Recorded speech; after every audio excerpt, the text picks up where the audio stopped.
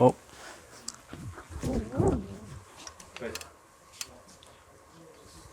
At least that didn't fall on your head. It came down so slow, you'd be like...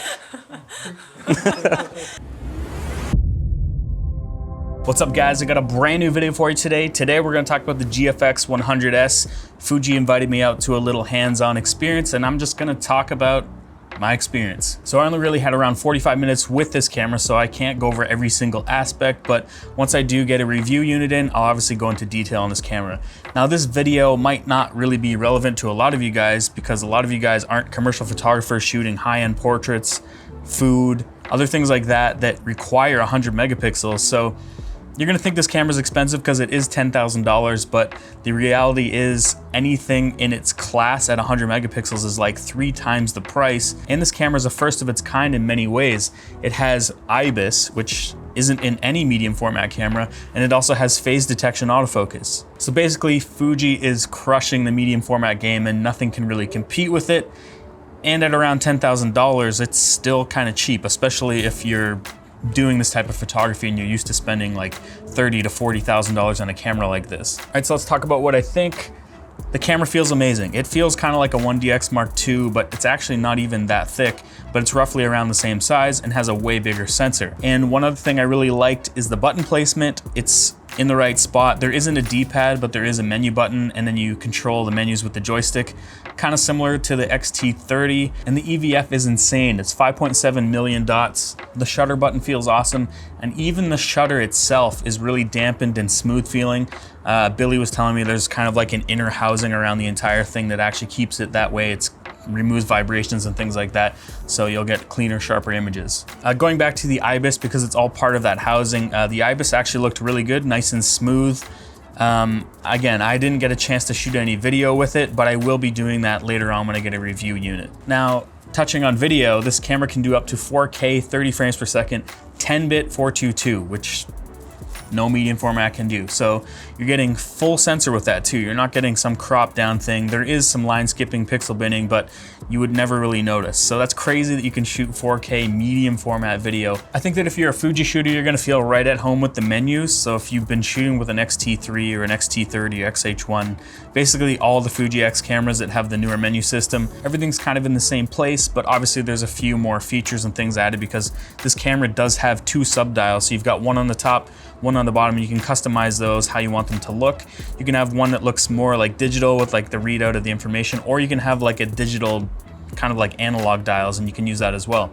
And then down at the lower sub dial around the battery grip, that gives you all your information. So basically you can take everything off the screen and just have everything on the camera body. So I had some time to shoot with some models. They had different things there, like shooting with a Lamborghini or still life and food and things like that. But obviously I chose portrait photography because that's what I do. And so I got some time to shoot with a couple models to test out the eye detection for one, and then obviously the 100 megapixel resolution. So we'll take a look at that and I'll kind of give you my thoughts on that. Here we go, 3, 2, 1. See how fast it locks onto your eye.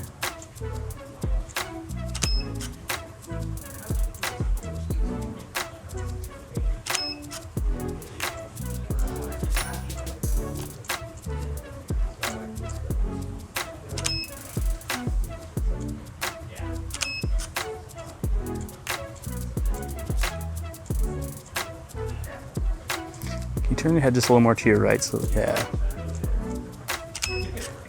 All right, so I loaded a bunch of these images into Lightroom, and most of them are just test shots. I kind of moved the light around and tried a couple different things. This first model was really awesome, but she had been there all day and she was ready to leave. So another model took her place and we kind of shot it in a different location just to change things up. Loading these images in, I'm not having a problem. I got them on a T5 1TB drive right now on my MacBook Pro.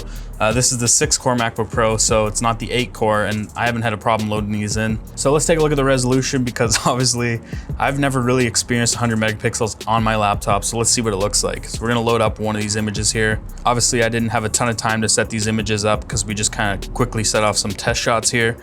Punching right in to 1:1 here. So if we go into the shadows here and pull the shadows out, you can see the type of dynamic range we got here. So on pretty much all these images, I was using eye detection. I didn't try anything else.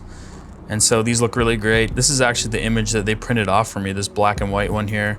I was shooting an Acros R. So moving on to this other model, she had to relieve her of her duty because she had been there all day.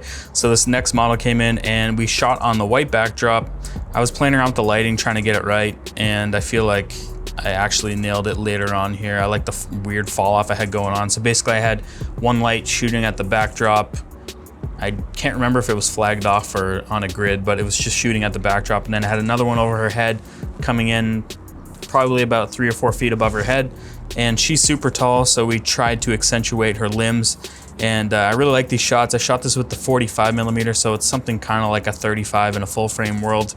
And these shots look really great. I just kind of want to show you the dynamic range. We can pull these shadows out. You can get all that detail back. And these shots look great. I'm not super stoked on the lighting, but we didn't really have a lot of time to play around with it. So this is kind of how it looks. And yeah, this looks really good. I was shooting this at 5 frames per second as well, trying to get her to walk across the frame. Obviously, when I get more time with the camera, I'll be doing more things like landscapes and things like that, and we can really analyze the detail and the dynamic range.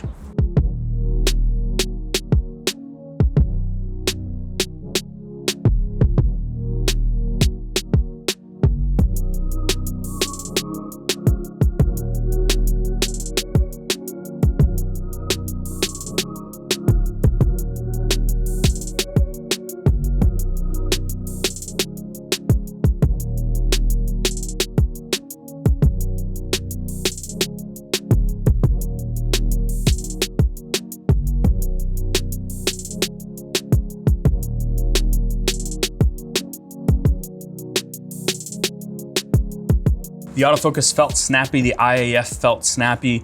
It does have the same processor and algorithms that the X-T3 has, but I kind of feel like it wasn't quite as fast and quite as snappy, and I think that kind of comes down to the lenses. Obviously, the lenses are bigger, they have bigger elements, so it takes more to drive that, and I think that that's kind of its limitation. But I mean, compared to the GFX 50S, this is night and day. This camera will also do 5 frames per second, which isn't super fast, but I mean, you're shooting 100 megapixels. So I noticed that it actually wrote to the card pretty fast. We did have it tethered. It was a little slower through tethering, but it wrote to the card nearly as fast as like 24 megapixels. It was really impressive. And also, while I was shooting some of my test shots, Francis from Fuji actually printed off one of my shots really big, and that was pretty cool. I shot for like 30 minutes and he came back with a print, and that was really nice of him. So that was basically my experience.